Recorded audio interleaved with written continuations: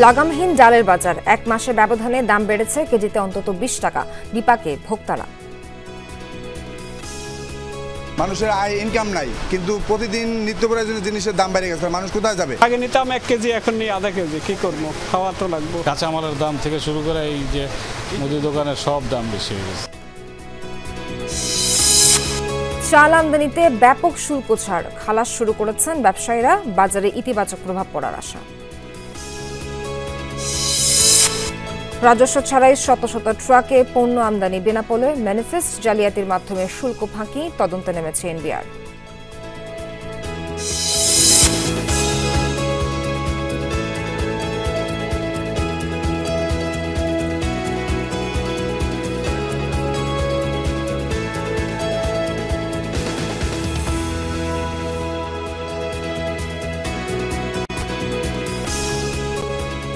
দর্শক, এতক্ষণ শিরোনাম দেখছিলেন, পুরো খবর জানাতে সঙ্গে আছি নাবিলা সোহার।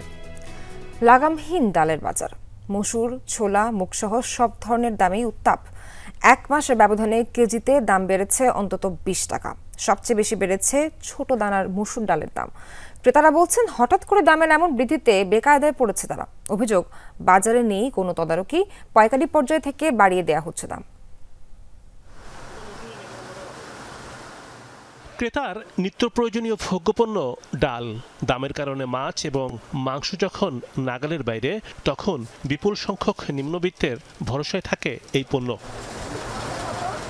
কিন্তু সেই ডালের বাজার বেশ চড়া। পাইকারি পর্যায়ে কেজিতে দাম বৃদ্ধি পেয়েছে অন্তত 20 টাকা। খুচরা পর্যায়ে বৃদ্ধির হার আরও বেশি। ক্ষুব্ধ সাধারণ মানুষ। প্রতিটা ডালই 15-20 টাকা করে পার কেজিতে বাড়ছে। 4 টাকা 5 টাকা করে এভাবে সব ডালের দাম বেশি। কারণ বাণিজ্য মন্ত্রণালয়ের উচিত তদারকি করা, প্রতিটা ব্যবসায়ী যদি সেন্টি করে এদেরকে ধরা উচিত। মানুষের আয় ইনকাম নাই, কিন্তু প্রতিদিন নিত্য প্রয়োজনীয় জিনিসের দাম বেড়ে গেছে। মানুষ কোথায় যাবে? ব্যয় বেড়ে গেছে। আগে নিতাম 1 কেজি, এখন নিই আধা কেজি। কি করবো, খাওয়া তো লাগবে। কাঁচামালের দাম থেকে শুরু করে এই যে মুদি দোকানের সব দাম বেশি হয়ে গেছে। এখন মনে করেন আমরা যে ইনকাম মাস যেই টাকাটা পাইতাম স্যালারি, ওই টাকায় আমাদের এখন চলা খুবই কষ্ট। সবচেয়ে বেশি বেড়েছে ছোট দানার মসুর ডালের দাম। প্রতি কেজি দাম বেড়েছে 20 থেকে 30 টাকা। বিক্রি হচ্ছে 150 থেকে 160 টাকা কেজি দরে। বেড়েছে দেশি মসুর ডালের দামও। চিকন দানা ডালটা, ওই ডালটার দামটা একটু বেশি বাড়ছে। যেমন এই ডালটা আগে আমরা বেচতাম 128-30, এখন আমাদের কিনে আসতেছে 152-53 করে। বুটের ডালের দাম বাড়ছে, ছোলার দাম বাড়ছে। ছোলা 100 আমরা 98 টাকা কিনে আইতেছে, আমরা 100 টাকা বেচতেছি। বুটের ডাল 108 টাকা কিনে 110 টাকা বিক্রি করতেছি। বলা হচ্ছে, আমদানি পর্যায়ে শুল্ক বৃদ্ধির কারণে বেড়েছে দাম। স্থানীয় উৎপাদন যেহেতু কম, তাই আমদানির ক্ষেত্রে সমস্যার সমাধানেও চুপ সংশ্লিষ্ট মন্ত্রণালয়। আমরা জিজ্ঞেস করছি কেন ডালের দাম বৃদ্ধি পাচ্ছে, ওরা বলছে ব্যাট নাকি বাড়ায় দিচ্ছে। এটা 130 টাকা ছিল, ওইটা এখন 150 টাকা, প্রায় পার কেজিতে 20 টাকার মতো বেড়ে গেছে। হঠাৎ কেন বৃদ্ধি পেল ডালের দাম? এ বিষয়ে সরকারের কোনো সংস্থার নেই তদারকি। বৃদ্ধির প্রকৃত কারণ খুঁজতে পদক্ষেপ নেই বললেই চলে। 1 মাস হইব এই মসুর ডালটা বাড়ছে, চিকনটা, আর অন্যান্য টুকটাক 1 সপ্তাহের মধ্যে আর কি টুকটাক বাড়তি। 3 পণ্যের মধ্যে স্বল্প মূল্যে ট্রাকে মসুর ডাল বিক্রি করছে টিসিবি, কিন্তু চাহিদার তুলনায় তা অপ্রতুল। ডালের মান নিয়েও ক্রেতারা তুলেছেন প্রশ্ন। রিমন রহমান, যমুনা নিউজ, ঢাকা। দর্শক, এই মুহূর্তে ডালের বাজার পরিস্থিতি জানবো। সহকর্মী যুক্ত হচ্ছেন আমাদের সাথে, খুলনা থেকে যুক্ত হচ্ছেন প্রবীর বিশ্বাস। প্রবীর, বাজারে সব ধরনের ডালের যোগান কেমন দেখছেন, আর দাম নিয়ে যে দাম বেড়েছে এক্ষেত্রে ক্রেতা বিক্রেতার প্রতিক্রিয়া বা কেমন দেখছেন? সব ধরনের ডালের দামই বেড়েছে নাবিলা খুলনাতে। বিশেষ করে মুসুরি, খেসারি, বুট অথবা মুগ যাই বলি না কেন, প্রতি কেজি ডালেই গত কয়েকদিন ধরে কোথাও 5 টাকা, কোথাও 10 টাকা বাজার এবং মানভেদে এই দাম উঠানামা করছে। হঠাৎ করেই ডালে এমন মূল্য বৃদ্ধি পাওয়াতে আসলে জনগণ খানিকটা ভোগান্তিতে পড়েছে। কারণ আপনি জানেন, ইতিমধ্যে মাছের বাজার চড়া, ডিমের বাজারও গত সপ্তাহে বৃদ্ধি পেয়েছে।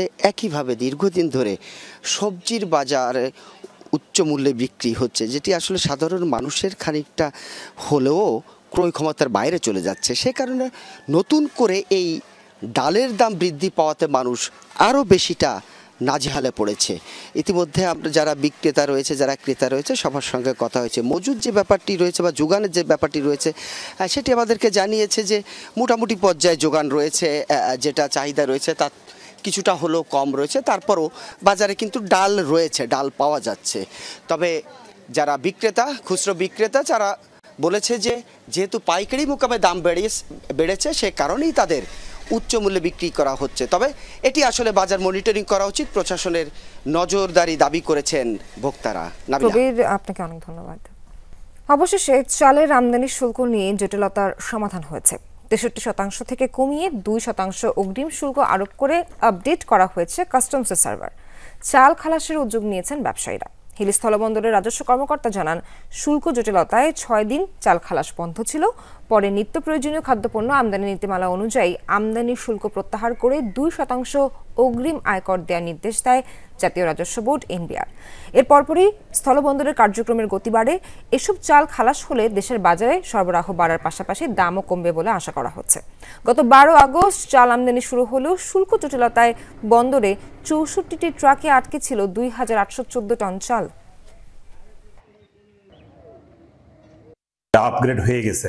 এখন আমরা যতগুলো চাল ঢুকছে এটা বিল অফ এন্ট্রি দাখিল করে মালগুলো খালাস করতে পারবো। সরকার 2% শুল্ক কর দিয়ে চালের মানে বিল অফ এন্ট্রি তারা দাখিল করার জন্য আমাদের নির্দেশ দিচ্ছেন। এই মুহূর্তে যদি কোনো আমদানিকারক বিল অফ এন্ট্রি দাখিল করে সেক্ষেত্রে কোনো শুল্ক প্রদান করতে হবে না। তবে এআইটি 2% অগ্রিম আয়কর প্রদান করে পণ্য খালাস নিতে পারবে।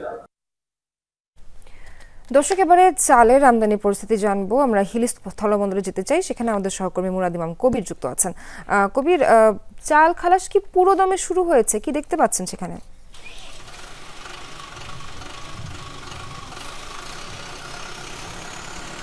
নাবিলা, এখন সবশেষ খবর যেটি সেটা হচ্ছে যে হ্যাঁ, হিলিস্থল বন্দর দিয়ে যে আমদানিকৃত যে চালগুলো ছিল সেটি খালাস কার্যক্রম শুরু হয়েছে।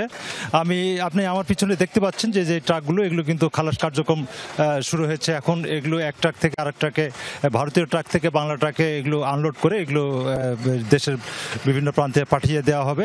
আমরা কথা বলেছি কাস্টমসের সাথে। কাস্টমস কর্তৃপক্ষ আমাদেরকে যেটি জানিয়েছে যে তাদের যে শুল্ক নিয়ে যে জটিলতা ছিল সেটি নিরসন হয়েছে। আপনি একটি বিষয় জানেন যে শুল্কের কারণে গত কয়েকদিন ধরে চালগুলো বন্দরে আটকা ছিল। তবে কাস্টমস কর্তৃপক্ষ বলছে যে শুল্ক যেটি চালের আমদানির যেটি শুল্ক ছিল সেটি নিত্য প্রয়োজনীয় যে খাদ্যদ্রব্য, সেই খাদ্যদ্রব্যের নীতিমালা অনুযায়ী, আমদানি নীতিমালা অনুযায়ী চালগুলোকে ছাড় দেওয়া হবে এবং এই ক্ষেত্রে চালের কোনো শুল্ক দিতে হবে না। শুধু অগ্রিম আয়কর 2% শুল্ক দিয়ে কিন্তু চালগুলো খালাস নিতে পারবে। তবে আজ থেকেই খালাস কার্যক্রম শুরু হয়েছে। আপনি দেখতে পাচ্ছেন যে এই ট্রাকগুলো ভারত থেকে এসেছে এবং তার খালাস কার্যক্রম ইতিমধ্যে শুরু হয়েছে। তো কাস্টমস কর্তৃপক্ষ যেটি বলছে যে চালগুলো যাতে দ্রুত দেশের অভ্যন্তরে বাজারগুলোতে যেতে পারে সে কারণে তারা দ্রুত ব্যবস্থা নিচ্ছে। তবে বেচা কিনা সেটি এখন পর্যন্ত শুরু হয়নি। হয়তো আশা করা যায় হয়তো আজকে অথবা কালকে থেকে চালের যে বেচা কিনা সেটি কিন্তু শুরু হবে। কবির, ধন্যবাদ আপনাকে। Bangladesh financial intelligence unit BFIU প্রধানের আপত্তিকর ভিডিওর সত্যতা যাচাই করবে কেন্দ্রীয় ব্যাংক।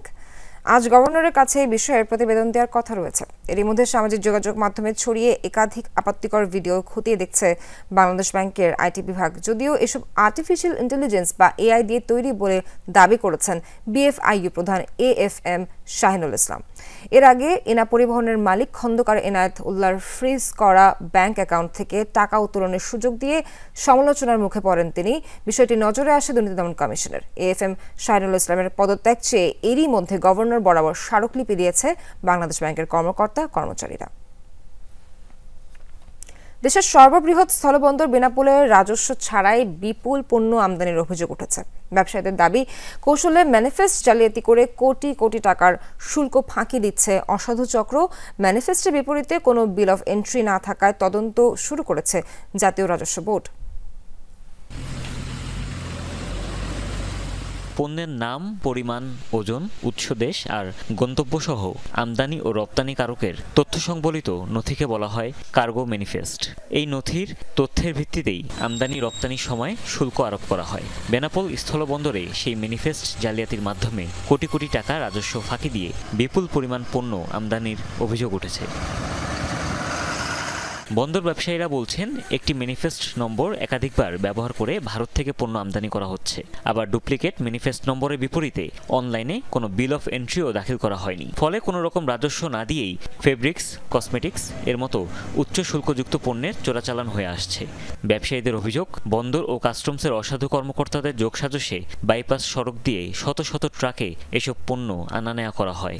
রাজস্ব ফাঁকি দিয়ে এই ধরনের মালামাল যদি এখান থেকে খালাস কোনো অসাধু চক্র নেয়, সেক্ষেত্রে অবশ্যই কাস্টমস এবং বন্দরের জবাবদিহিতা এখানে প্রয়োজন। একই ম্যানিফেস্ট নাম্বার দিয়ে 10, 15, 20, 25টি ম্যানিফেস্টের ভুয়া দেখিয়ে পণ্য চালান পাচার হয়েছে, যার পরিপ্রেক্ষিতে সরকার শত শত কোটি টাকা রাজস্ব থেকে বঞ্চিত হয়েছে। বেনাপোলের শত শত ম্যানিফেস্ট নম্বর আছে, কিন্তু বিল অফ এন্ট্রির নম্বরটা নাই। বেনাপোল কাস্টমস অফিসের মতে 2024 সালে মোট 892টি ম্যানিফেস্টের মধ্যে বেশিরভাগেরই কোনো বিল অফ এন্ট্রি করা হয়নি। চলতি বছরেও প্রায় 500-র মতো ম্যানিফেস্ট তথ্য জালিয়াতি করা হয়েছে। জাতীয় রাজস্ব বোর্ড 2 দফা এর কারণ জানতে চাওয়ার পর বিষয়টির তদন্ত শুরু করেছে বেনাপোল কাস্টমস। দেখা যায় কিছু ম্যানিফেস্ট পুনরাবৃত্তি রয়েছে। এই বিষয়ে আমাদের কার্যক্রম সম্পন্ন করার জন্য বিভিন্ন কমিটি গঠন করা হয়েছে। কমিটির কার্যক্রম এখনো চলমান। ম্যানিফেস্টের তথ্যে গরমিলের বিষয়টি স্বীকার করছেন খোদ বন্দর পরিচালকও। কোনো ম্যানিফেস্ট নাম্বারের বিপরীতে হয়তো একাধিক ম্যানিফেস্ট নাম্বার পড়েছে। আমরা বিষয়টি তদারকি করছি এবং ভবিষ্যতে যেন কেউ যেন কোনো রকম অসাধু অবলম্বন করতে না পারে সে বিষয়ে সর্বোচ্চ আমরা সতর্ক রয়েছি। বেনাপোল স্থলবন্দর দিয়ে প্রতিদিন 350 থেকে 400 আমদানিবাহী ট্রাক চলাচল করে। হুমায়ুন রশিদ, যমুনা নিউজ। কুষ্টিয়ার 2টি উপজেলায় পেঁয়াজ রসুন সংরক্ষণ মডেল ঘরে সুফল পাচ্ছেন চাষিরা। কৃষক পর্যায়ে সংরক্ষণ পদ্ধতি আধুনিকায়ন এবং বিপণন কার্যক্রম উন্নয়ন প্রকল্পের আওতায় তৈরি হচ্ছে মডেল ঘর। সনাতন পদ্ধতিতে পেঁয়াজ রসুন সংরক্ষণে পচে যাওয়া, সঠিক মূল্য না পাওয়ার ঝুঁকি থেকে এখন অনেকটাই সুরক্ষিত তারা। এমন মডেল ঘরের চাহিদা বাড়ছে কৃষক পর্যায়ে। খোকসা উপজেলার রমানাথপুর গ্রামের পেঁয়াজ চাষী লিটন হোসেন 6 বিঘা জমিতে উৎপাদন করেছেন 450 মন পেঁয়াজ, যার মধ্যে সংরক্ষণ করেছেন 390 মন। কৃষি বিপণী প্রতিষ্ঠান থেকে আমার এই ঘরটা পাওয়ার পর থেকে পেঁয়াজ আমি যে সংরক্ষণ করেছি, এর পেঁয়াজের কোনো পচনশীল নেই বললেই চলে এবং আমি অনেক বাজার ভালো পেয়েছি। আমরা এতে খুব খুশি। বাঁশ কাঠের তৈরি 3 থাক বিশিষ্ট ঘরে পেঁয়াজ রসুন সংরক্ষণ করে ইতিমধ্যে সুফল পাচ্ছেন এসব চাষিরা। পাতারে রাখতাম অনেক পচে যেত, বাড়ানো বাড়ছে। এখন এখানে রেখে অনেক সুবিধা হয়েছে, প্লাস সিজনের দাম কম ছিল, তখন বেশ বিক্রি করে না, এখন বিক্রি করে অনেক দাম পাচ্ছি। আমার নিজস্ব ক্যাপাসিটিতে রাখার মতন জায়গাতে অনেক পেঁয়াজ পচে গেছে, ঠিক আছে। সেই পেঁয়াজগুলো এখন নিম্ন দামে বিক্রি করা লাগতেছে, আর এখানকার পেঁয়াজগুলো এখন সুস্বাস্থ্য সুন্দর পরিবেশে আছে। এই ঘরে রাখাতে পেঁয়াজের কালারটা সুন্দর থাকাতে আমরা পেঁয়াজের দামটা ভালো পাচ্ছি। খোকসা ও কুমারখালী উপজেলায় 50টি ঘরের মধ্যে 17টি ঘর নির্মাণ বিলম্ব হওয়ায় পেঁয়াজ সংরক্ষণ কার্যক্রম শুরু হবে আগামী মৌসুম থেকে। জেলায় আমি আবেদন করেছিলাম, সেই ভিত্তিতে আমি ঘরটা পেয়েছি। নির্মাণ কাজ বিলম্ব হওয়ার কারণে আমরা পেঁয়াজ এবার ঘরে রাখতে পারি নাই, তবে ইনশাল্লাহ আগামীতে আমরা পেঁয়াজ রাখতে পারবো ইনশাল্লাহ। এখনও যেসব চাষিরা সনাতন পদ্ধতিতে পেঁয়াজ সংরক্ষণ করছেন তারা পড়েছেন বিপাকে। কেউ কম মূল্যে বিক্রি করেছে, কারো পেঁয়াজে পচন ধরেছে। পিজির চাষ করে দেখা যাচ্ছে যে পিজির চাষ 1-2 মন পিস পাই, রাখার জায়গা নাই, রাখলেই পিস মিস সব পচিয়ে যায়, সেরকম সুবিধে পাইনি, পৌঁছে যাচ্ছে। এই জন্যই তো আমাদের একটা ঘর করে দিলে পারে আমাদের একটা সুবিধা হইতো। সরকারিভাবে ঘরটার দেশ এরকম যদি একটা ঘর পাতাম তাহলে আমরা পেঁয়াজের উৎপাদন আরো বাড়াইয়া দিতাম। এসব মডেল ঘর দেখভাল করছে কৃষি বিপণন অধিদপ্তর। কর্মকর্তারা আশাবাদী পর্যায়ক্রমে আরও নির্মাণ হবে এমন ঘর। এখন পর্যন্ত এই সংরক্ষণ মডেল ঘরে পেঁয়াজটা অনেক ভালো আছে এবং মৌসুমের শেষ পর্যন্ত পেঁয়াজটা অনেক ভালো থাকবে। নতুন যে অর্থ বছর শুরু হলো, গভর্নমেন্ট যদি অনুমতি দেয় তাহলে আমরা তাদের গ্রাজুয়ালি এই ঘরগুলো দিয়ে দিই। চাষিরাও যাতে ন্যায্য মূল্য থেকে প্রবঞ্চিত না হয়, এই ব্যালেন্সটা রক্ষা করা হচ্ছে ডিপার্টমেন্ট অফ এগ্রিকালচারাল মার্কেটের অন্যতম দায়িত্ব। বর্তমানে 2 উপজেলায় পেঁয়াজ রসুন সংরক্ষণ মডেল ঘরে 12,000 মণ পেঁয়াজ সংরক্ষণ করা হয়েছে। কুষ্টিয়া জেলার 2টি উপজেলায় প্রায় 50 জন চাষি পেঁয়াজ এবং রসুন সংরক্ষণে তারা সুফল ভোগ করছেন। আগে যেমন সনাতন পদ্ধতিতে পেঁয়াজগুলো নষ্ট হয়ে যেত, তারা সঠিক মূল্য পেত না, কিন্তু এখন এই ঘরের কারণে তারা সেই সুবিধাটি পাচ্ছে, যথাযথ বাজার দরও তারা পাচ্ছেন। তবে আরও কিছু চাহিদা রয়েছে। এর পাশাপাশি দেশজুড়ে যেসব চাষি পেঁয়াজ উৎপাদন করে তারা কিন্তু সমন্বিত উদ্যোগে এমন ঘর নিজেরাও তৈরি করে নিতে পারেন। রুহুল আমিন বাবু, যমুনা নিউজ, কুষ্টিয়া। দর্শক, এখানে শেষ করছি বিজনেস টুডের এখনকার আয়োজন। সঙ্গে থাকার জন্য ধন্যবাদ সবাইকে।